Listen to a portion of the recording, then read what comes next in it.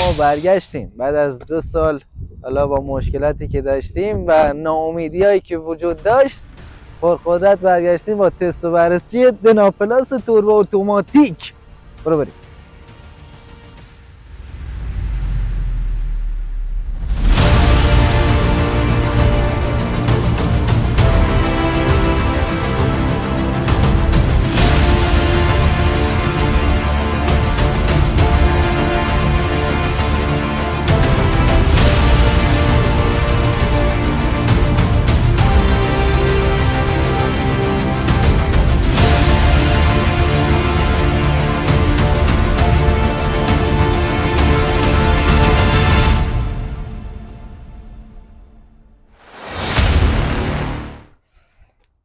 خب اینم از بغل دنا پلاس آینه‌های برقی که خودش خیلی خوبه، دستگیرهای آسان باز شو. بیا جلو بگیر اینا رو.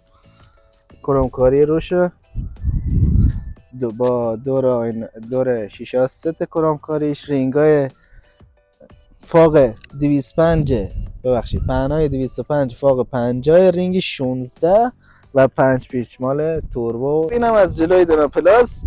و حالا جلو پنجره که کار دوست عزیزمون افتر مارکتی، اگه خواستید بگید موجود کنیم. خب بیا از چراغ بگیر. این نونکاری این بالا شده، لنز داخلش این خوبه، دیلایت پایین رو مشاهده میکنید که راهنما هم هست. 3200 واقعا 3200 مناطق محروم. کلا عقبش اعلام گرفته شده از 3200 ولی خوشگله، بد نیست. دیفیوزر البته بازم افتر مارکتی بنزیه، اگه خواستید تو کامنت ها بگید راهنماییتون کنه از کجا بگیرید. و کالرینگ و اینا همه افتر مارکتی هن و واقعا ماشینتون خوشگل میکنه. خب اینم از صندوق دنا پلاس، واقعا هم جا داره، بیا بگیر.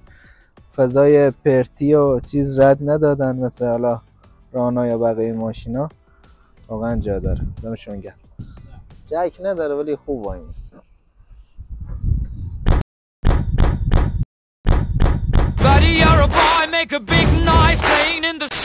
خب برسیم به بخش داخلی.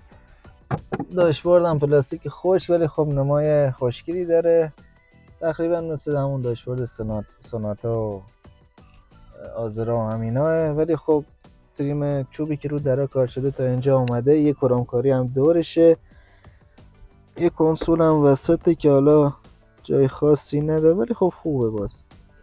ولی بخش اصلیه اینجا هم یه فضای خالیه ولی خب بازم جای لیوان نداریم، کاپ هولدر تو این ماشین متاسفانه نداریم. اما اگه میخواید افتر مارکتی نصب کنید اینجا ما داریم و حتما تو کامنت ها بهم بگین که موجود کنم میخرید یا نه. یه داشبورد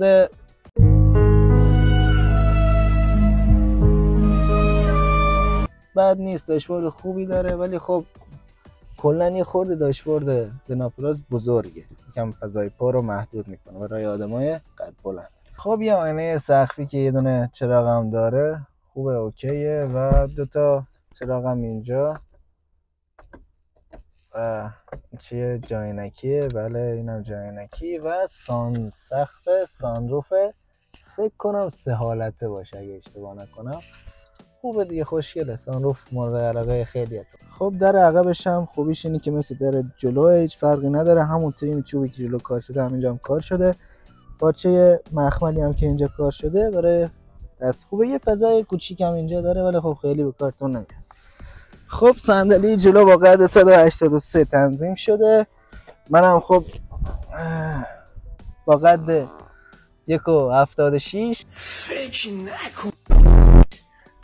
میبینید که فضای زیادی ندارم و یه خورده از ماشینای دیگه اینا خودرو، البته به غیر از 200 رانا و اینا، فضاش کوچیک‌تره ولی خب بازم دیگه سلیقه‌ایه دیگه، دوست داشتید پسندتون بشه. این وسط هم 2 تا دریچه تهویه هوا داریم که حالا خوبه دیگه. برای اینجا هم یه جاستیگاری که خیلی به کار نمیاد.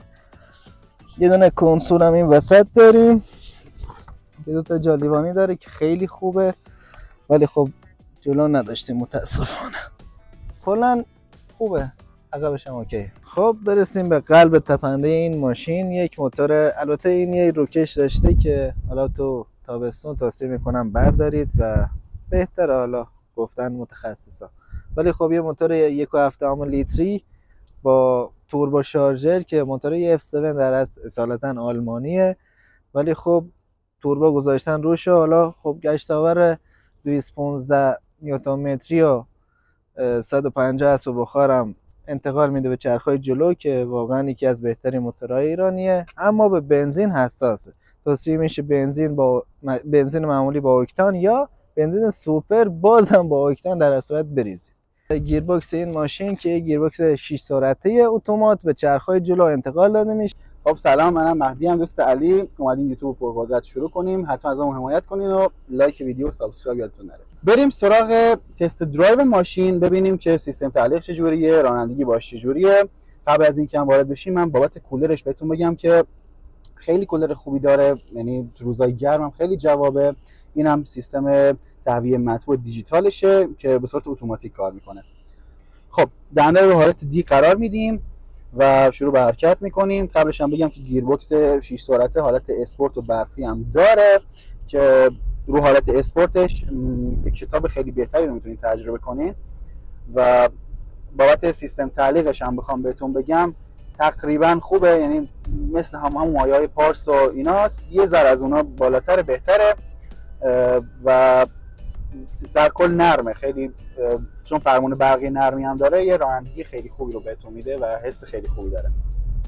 خب برسیم به جنبندی ویدیو. در کل ماشین خوبیه، بستگی به شما داره. اگه شتاب و قدرت موتوری براتون مهمه واقعا ماشین مناسبیه، اما اگه جا چه میدونم متریال و اینا براتون مهمه، حالا گزینه‌های دیگه چه میدونم سورن پلاس چیزی هم میتونید در نظر بگیرید. ولی خب تو رنج قیمتی خودش فکر یک خورده زیاد هست، اما رقیب خاصی فکر نکنم مثل جک جی 4 و اینا داره. و تارا که تارا حالا متریال داخلیش بهتره اما موتوریش ضعیف تره دیگه. میگم سلیقه دیگه، بستگی به خودتون. اگه چه میدونم شتاب و قدرت دوست دارید واقعا ماشین خوبیه و کم براتون نمیزنه. خب بچه‌ها اینم بود از ویدیوهای ما بعد فکر کنم 2 سال. حمایت کنید، ساپورت کنید که ما بتونیم ویدیوهای بهتری براتون بگیریم و همین دیگه. امیدوارم ناامید نشیم، دوباره بریم نیاییم.